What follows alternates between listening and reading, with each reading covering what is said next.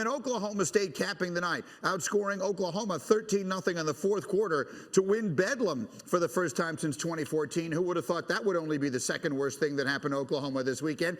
Anyway, Oklahoma State, Cincinnati, and Michigan, 3 of the 6 teams with the best chance to make the playoff, had less than a 1% chance to do it entering the season. Keep in mind, with Cincinnati, no Group of 5 team has ever made it. So much to get to here. Let's do it. Dan is with us here. Heather and Paul get up with us early this morning. Paul, the first person I have to come to is you. He finally did it. Harbaugh beat Ohio State. What do we say today? Well, it was amazing, and he deserves credit. Nobody has taken more heat than Jim Harbaugh, and plenty of it's come from this big mouth right here. But what he did Saturday was he shut all the criticism down. He faded the heat, and he put a game plan together. They just not only won the game against Ohio State, his biggest rival, but they dominated Greeny. It was really artistic to watch, and I found myself cheering for Jim Harbaugh in Michigan because it was so beautiful to see. And now, no more conversation about Jim Harbaugh. We can retire that for another 150 years. Well, I'm going to miss that enormously, Paul. I don't know what I'm going to do with you every week here, but we can't do that. Heather, the significance of it. How do you describe the significance of what Michigan did this weekend? And clearly, they get Iowa now in the Big Ten championship game. They win, and they're in.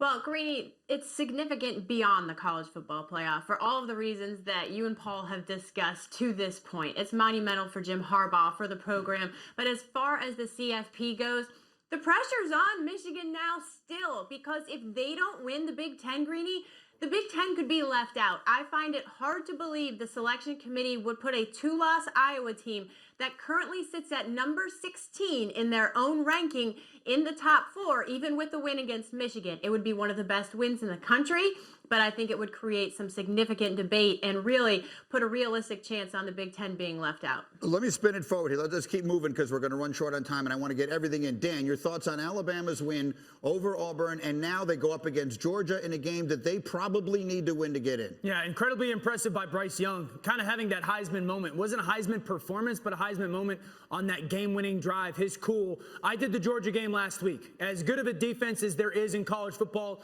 over maybe the last 10 years, the effort that they play with. I will say this, I expect Georgia to win that football game. If Alabama somehow beats Georgia, both Alabama and Georgia will be in the college football playoff. How about it, Paul? How about the significance of that one for Nick Saban and company, the one that they just won and the one they have coming up?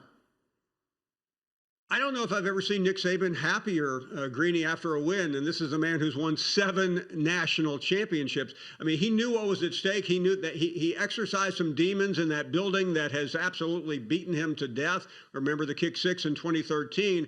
I think it gives them a little bit of momentum going into Georgia, but they're in trouble, though. They could be without their best running back, and they don't have a running game to begin with. So Bryce Young is going to have to carry that team big time. Heather, is there a path for Alabama to get in? If they don't win this game, if they lose close, can they still get in?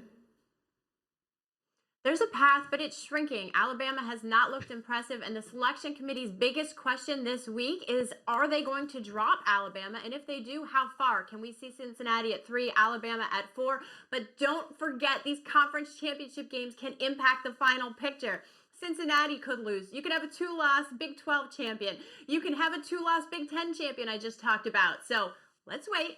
Still possible. And then Notre Dame gets in. And Dan just whispered to me, and then Notre Dame gets in. We'll see. We'll cross that bridge when we get to it. I have to ask you about the enormous coaching news yesterday.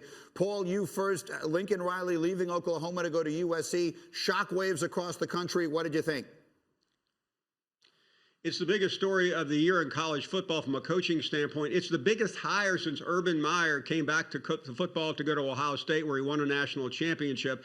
And it has really set the world of college football coaching carousel on its ear.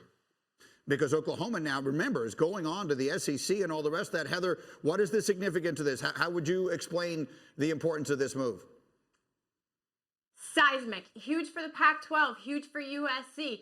Oklahoma fans shouldn't panic. A lot of good options still out there. Lane Kiffin, Mark Stoops, they're going to make a good hire, but they haven't had to make one since Bob Stoops. So a lot of pressure on Oklahoma to hit a home run.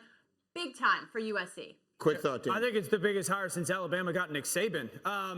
It's a quick fix at USC because of the talent. I think Caleb Williams, the starting quarterback at Oklahoma, will follow, and I think USC's back in the national championship contention within 3 years. All right. Thank you for watching ESPN on YouTube. For live streaming sports and premium content, subscribe to ESPN+.